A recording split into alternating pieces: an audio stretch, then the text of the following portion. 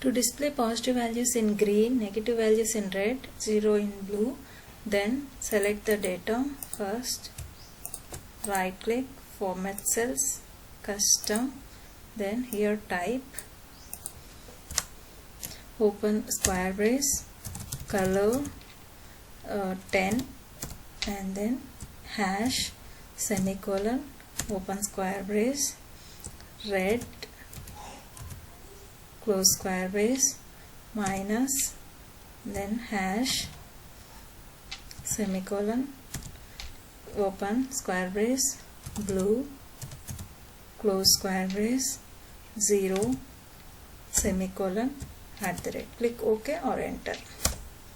See here, if you apply any minus, then it will become in a red. Sorry, if you apply any minus, it will become in red like this.